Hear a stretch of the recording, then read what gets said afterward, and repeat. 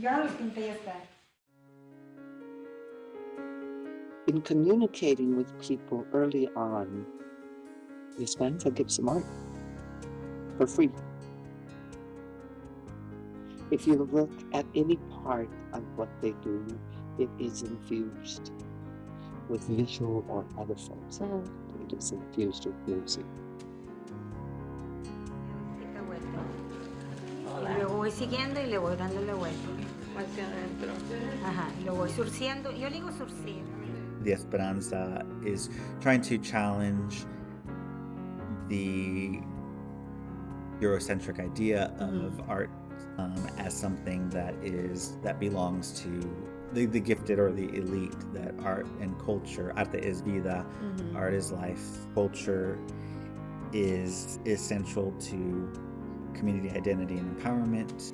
Art isn't just for social change. Art and culture are kind of the foundation of community and identity. Art and culture are essential to any attempt at positive social change. And if art and culture and supporting the art and culture of disenfranchised communities, specifically, if that isn't centered, then this social change work can ultimately be complicit in erasing community identity.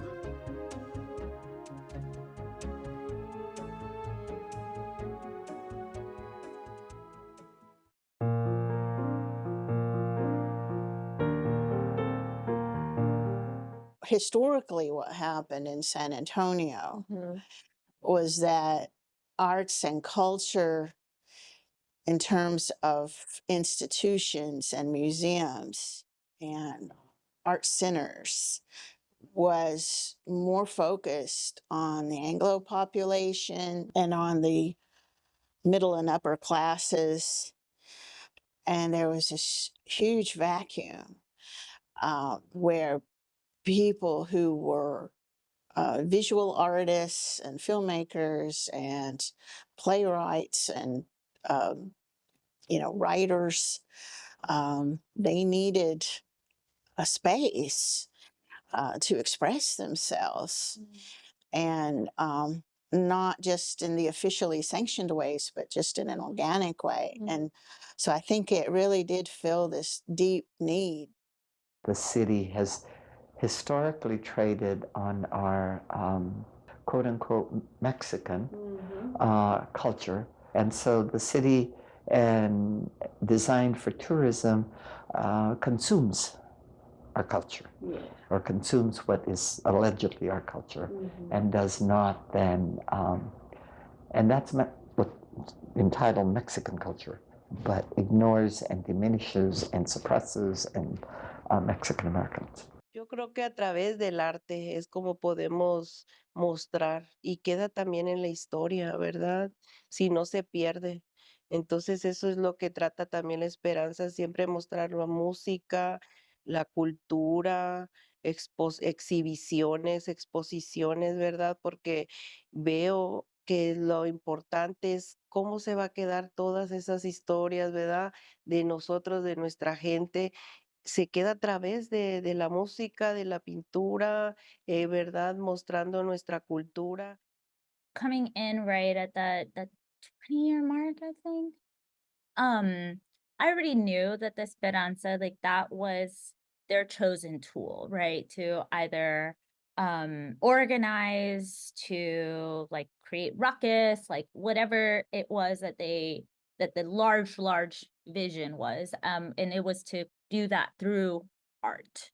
But not just like art in the sense of like creating something, but art in the sense that it's like a part of you.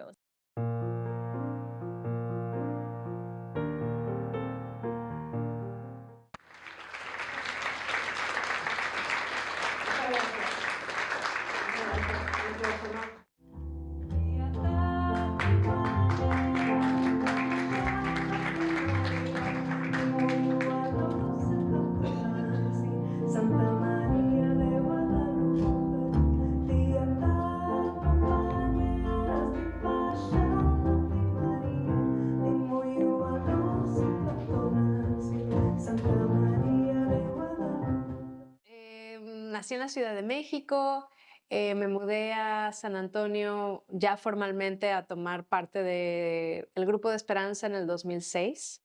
Y pues mi vida me ha llevado un poco como a ser un, digamos, puente o una conexión entre el mundo que yo conozco, que es el mundo tradicional mexicano.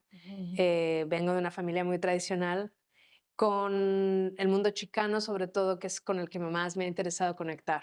Y bueno, y por ende, pues conecto con todo lo demás, ¿no? Pero un poco así fue mi entrada a, digamos, a San Antonio.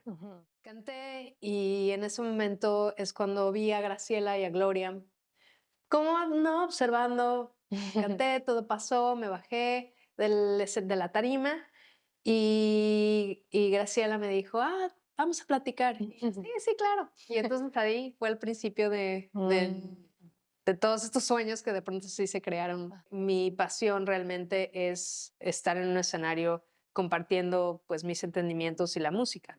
Y así es como empecé a hacer Noche Azul y de pronto pues funcionó. Y me gustó mucho incorporar esta parte de invitar a músicos. A lo mejor son los mismos, otra vez no, o sea, los músicos de pronto llegan, se van, no importa, pero es como también parte de ese componente de estar cambiando. Claro.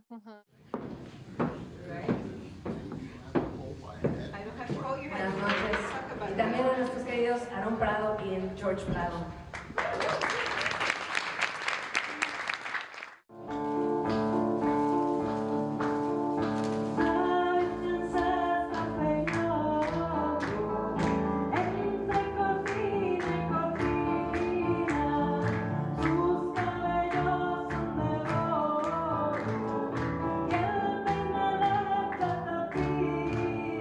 The Noche Azul is a beautiful project that thankfully continues on in the programming of the Esperanza. It's not just a performance of music. We learn history. We learn history about the artist. We learn history about the period of the time that the music was created. We learn about the political. I mean, what caused a person to write a corrido or whatever? How did that start? So I think it's a beautiful event and people love it. People, I mean, it's always crowded. You have to get here early to get a seat.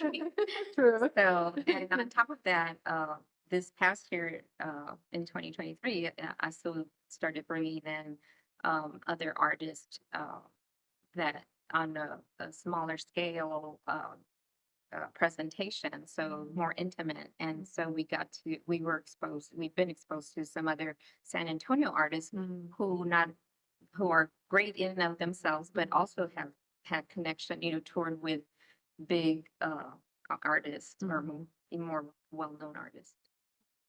I think always as an artist, I've always been drawn more to the political aspects of art. I like art that tries to say something. I think the Esperanza, again, because traditionally as an organization, we draw from different aspects of things and bring it together. There's always been connection to like art is a part of that thing. The words are important, but also are the symbols. If that's a distinction for some people, I would say for the Esperanza, there is no difference. Art, words, audio, visual, like, again, you have to attack things on several different layers. And so we do that with our art too. We don't just, have an art show. We just don't have music. We just don't have what we call a plática or a lecture. We try and sometimes combine those all together. It was always very evident that like we were always going to acknowledge the role that like our practices, artistic practices probably would be better to say, played in like how we do stuff. Ya está reconocido como Patrimonio Cultural de la Humanidad por la UNESCO. Estos grupos prehispánicos de esa época indígenas es que daban gracias a sus dioses por la cosecha. And like I think for a lot of our programming, the cultural arts was a teaching tool. Most of the times especially if it was like a topic that either like felt new or perhaps we were trying to like bring again into the spotlight, teaching was kind of like the first step to do that. And so like, well, how are we going to teach? Are we going to teach like by discussion, or are we going to teach like, by like reading and stuff? And it was more of just like, no, we're going to teach by like showing. And art was a really great tool for that. And then throughout that, it was also like, okay, well, if we need to move away from teaching, or we're trying to like build off teaching, as though this whole process of existing is continuous learning, can arts and culture keep us together too?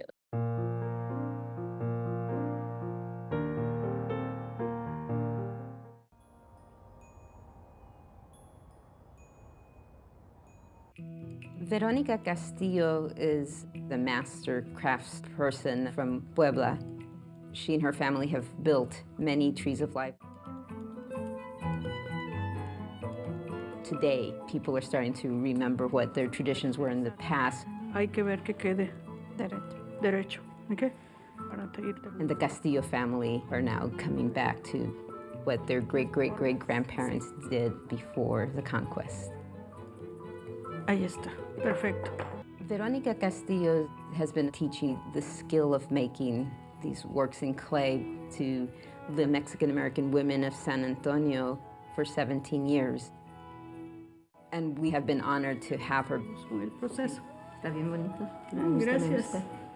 They established now in its 20 plus years a ceramic collective to provide artistic and cultural base, as well as an economic base for women in the community, in the West Side community. And that matters a great deal, and that has continued. And in the process, as the first maestra teacher, the Esperanza Graciela brought Veronica Castillo, who comes from a very important ceramic family, ceramicist family. Veronica was the instructional base, was a maestra for teaching the pottery. Yeah. Cuando fui estaba la artista Verónica Castillo, entonces ella es bien amable, nos recibió, ya conocí a las demás mujeres, pues todas hispanas hablando español, y yo me sentí bien emocionada porque pues nunca había agarrado el barro ni nada de eso, ¿verdad? De la cerámica ni eso. Cuando llegué ahí pues tuve un buen recibimiento y me gustó y me sentí como, ay, yo puedo estar aquí a gusto, y, ¿verdad? Hacer el arte, aprender algo nuevo, algo diferente. Sí, me sentí arropada, me sentí muy, muy, muy a gusto. The significance for Veronica as an artist to have a base in the United States from which to work in the process then, and the work with the Esperanza and the engagement with the political issues, the politics, and particularly issues focused on gender and institutionalized inequalities. Art and music is what moves us.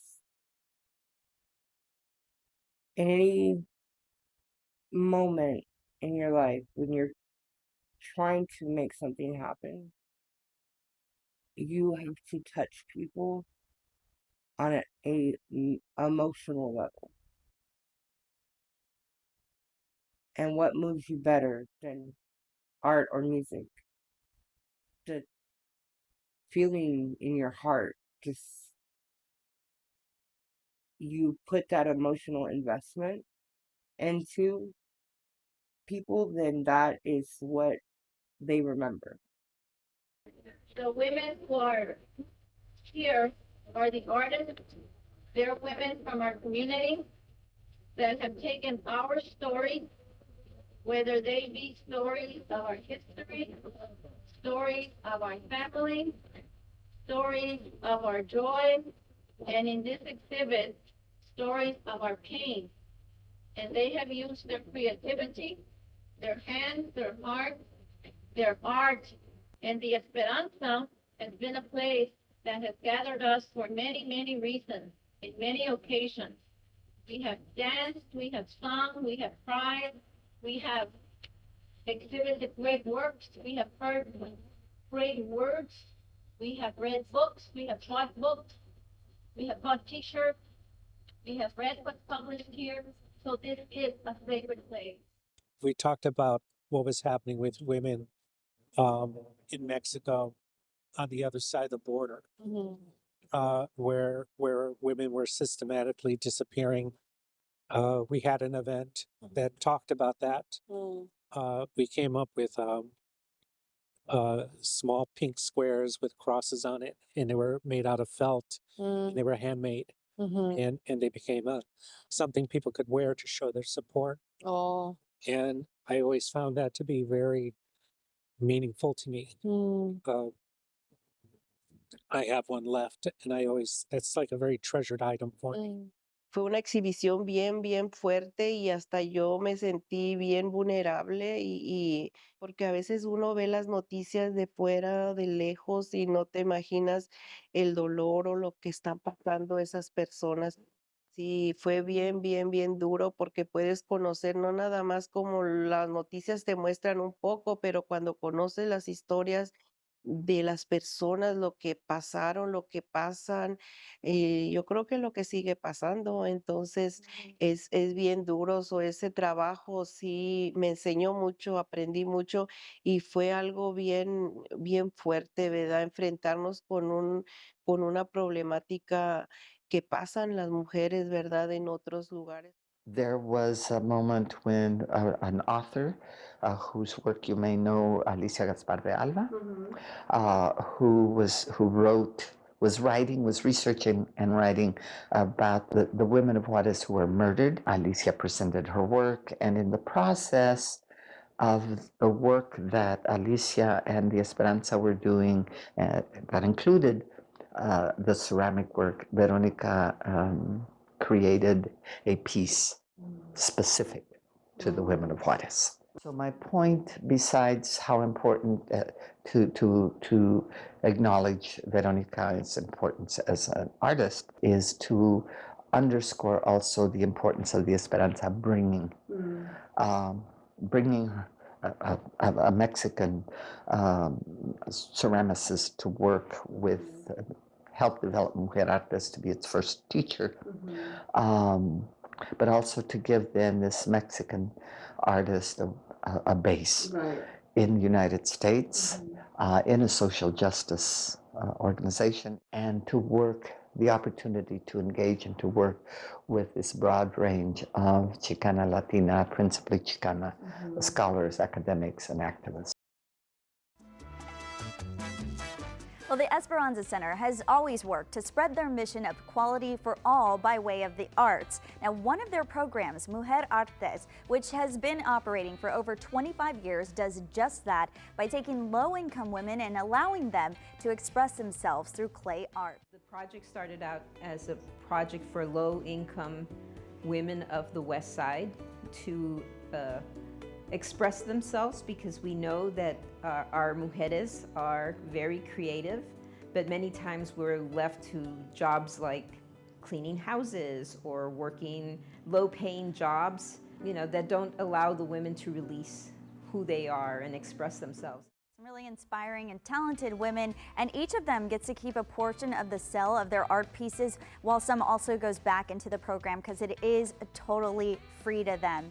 Mujer Artes es un grupo de mujeres que trabajamos ahí colectivamente haciendo el barro, le decimos nosotros, ¿verdad? Trabajando con las manos, todo, ¿verdad? Contando nuestras historias o tratando de contarlas, porque a veces no todo es bonito, a veces son historias muy difíciles y muy duras, ¿verdad? Pero estamos siempre tratando de mostrar, ¿verdad? Nuestra cultura, nuestras historias. Lo que hace Mujer Artes es a través de las piezas, los colores, recordarle, porque va mucha gente y mira las piezas y dicen, oh, vi esta pieza y me recordó cuando mi abuelita o cuando yo era niña, y recuerdo este momento, yo lo viví, recordar las tradiciones de nuestros abuelitos o de nosotros mismas que tuvimos esa infancia, ¿verdad? Ya sea en el West Side o también en México, en mi caso. Y es muy bonito. Pues Mujer Artes es importante primero porque nos da la oportunidad como mujeres, ¿verdad? De mostrar que podemos trabajar juntas, que podemos convivir, que podemos, ¿verdad? Hacer arte o expresarnos de una manera, ¿verdad? O sea, eso nos da el valor de, ¿verdad? Como mujeres. Y pues mostrar a la comunidad porque somos un reflejo, nos vemos, a veces piensas, oh, yo soy de México, no soy de aquí, pero llega la gente y tenemos veces nuestras mismas historias son bien parecidas. I mean, artists is a beautiful way to express and communicate. There are some topics that are very difficult to communicate verbally or in lecture series. So, like say the Mujer Artes will pick a topic that might be very politically oriented, or what a person would say it's very political, and yet they create art that focuses on that, and then that creates conversation behind it. So, I mean, I just believe art is so critical to our existence, right?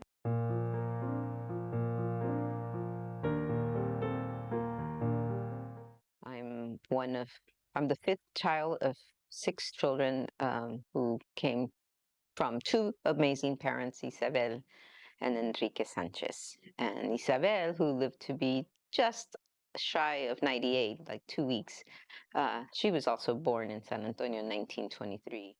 And from both sides of my family, even though my father was born in Tampico, his father was born in San Antonio in 1900. And his family came from Laredo and Brownsville to San Antonio in the 1890s. So they descend on this neighborhood in the 1890s. So I'd say I'm privileged to have had a family committed to a place and a space for over 130 years. Where I grew up was the working class neighborhood. So people who were laborers, skilled and unskilled laborers, people who worked at matanzas, right? So the slaughterhouses of San Antonio, they were in this neighborhood.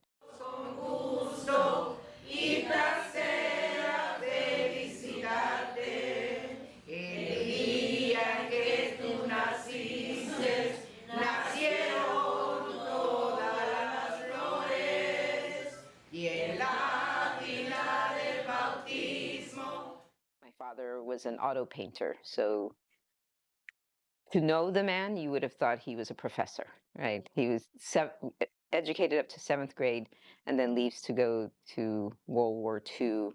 And his GI Forum was his offering, his choices that he knew were either to be a barber or an auto mechanic. So he finds a choice of auto painting.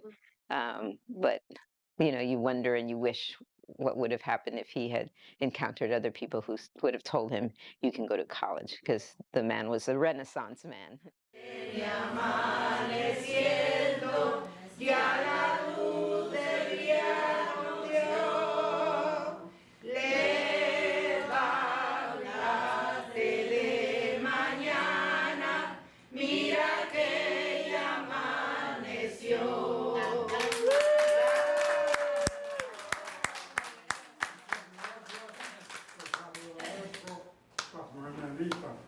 And my mother was an activist. In her life, you saw brown, black, Asian, Arab, queer, straight, everybody surrounding her because they just felt the love that came from her.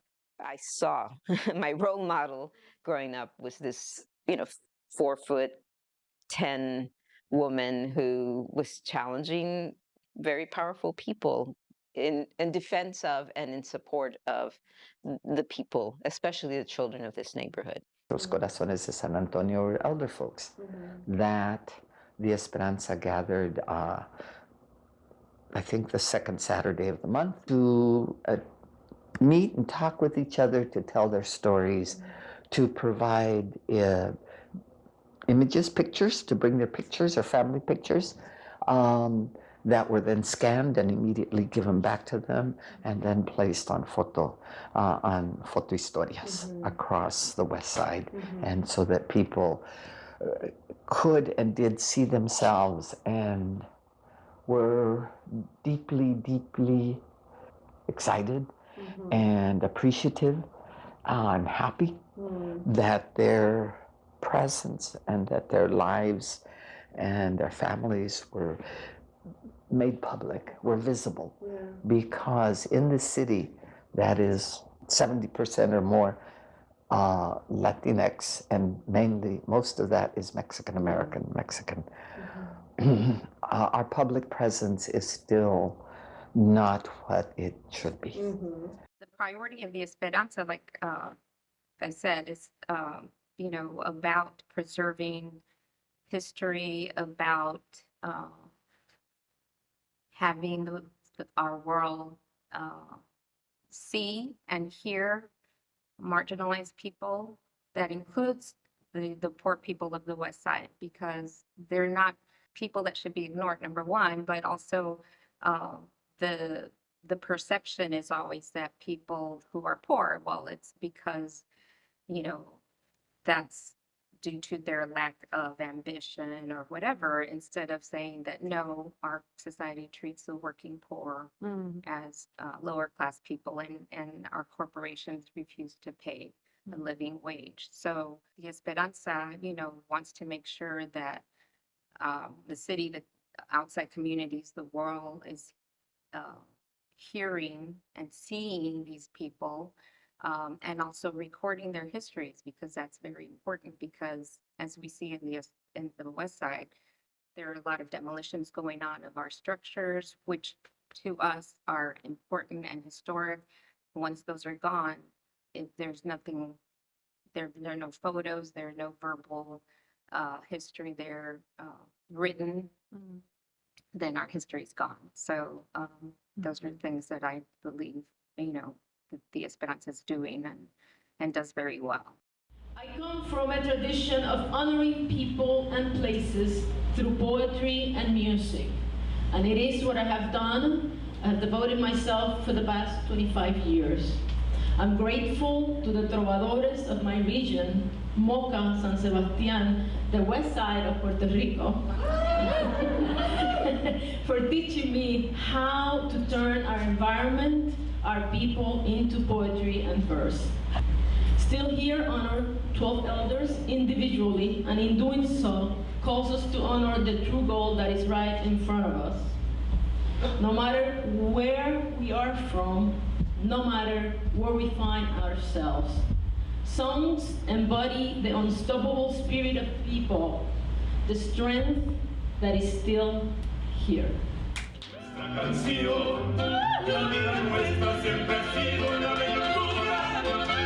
Las cosas que el destino fue tirando, no importa que tan tristes y tan duras, vestidos de valor fuimos bailando. So Lourdes, who is a cantante, she is also a composer and she's also a poet. She's just a multifaceted and creative person. Anyway, so Lourdes interviews these elder people, and then she writes lyrics and music to their stories, and then works with some of the most important Tejano Conjunto artists, musical artists, to create this book. But it is a book that is comprised of her lyrics and the music. And it is entitled Still Here.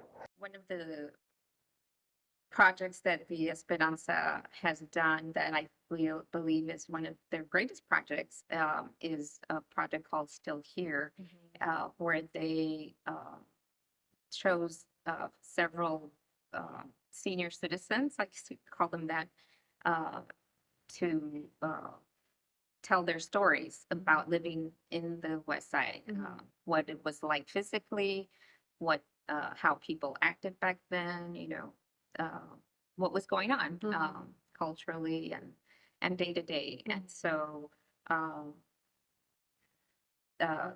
fortunately, Lourdes Perez was available to work on that project. So she, along with Annette De Marta, collected the stories. And so from that project, music was written along with, the lyrics that matched the stories of the people, and a book was written, and then it was put together in a program. So the dance, there was the music was played. First of all, the people would tell their stories, brief, little brief synopsis of their story on the West Side. The music was played, and we choreographed some dance to it, and so people really enjoyed it. And fortunately, it was performed 3 times. I think it was a beautiful program. So you can purchase the book that came with the CD and participate in the live performances. And so their lives are composed. So it's composition of their lives with their words, their stories, to music. And then there was a production, a program where it was presented. And at that point, most of the elders that are interviewed are still alive. And these are all people, some are originally from San Antonio, others came here, part of the families that came during the Mexican Revolution. They were very little. And it's just incredibly beautiful. Esperanza has been working on the West Side all these years. I would say since 2001, when La Gloria, one of the very important buildings on the West Side, was torn down. Yes. And many, many people came to try to save it. Unfortunately, we lost. But we did commit, the Esperanza did commit to do something about trying to preserve those histories and the traditions and the values. And so we started this program, this project with the oral histories, and then we expanded to fotohistorias, which is putting those photographs of the elders up on fences throughout the West Side. Why don't you try this? We have these amazing elders. Yes.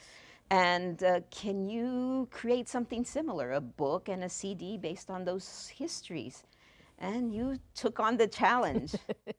One of the things that is very important to remember is that we may lose buildings that mean something to us, but there's no way to destroy memory. And the way I see my work is to be able to honor memories so that those histories continue to live on and continue to teach us. The history is so rich that it's just totally, you cannot do this process without being transformed by it and without appreciating and seeing how wealthy the West Side really is. Correct.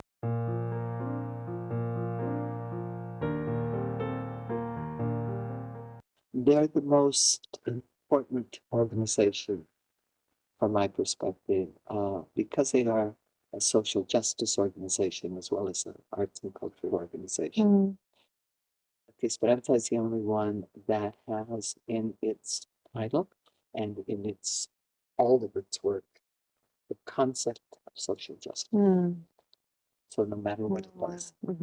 That's the point. And it has been precisely because of that also, and precisely because it challenges all of the structures of power and all of the structures of structured inequalities in this city and elsewhere. They have been constantly excoriated in one form or another. But they've never wavered. They do not retreat. Yeah, the resilience is They're resilient, admirable. and they do not retreat. And certainly, and I don't think anybody really knows the personal and other costs of those 30 plus years of being assaulted and excoriated. Yeah. But with all of that, the Esperanza persists. and has made a major difference in San Antonio. The Esperanza has historically been and continues to be the social conscience of San Antonio.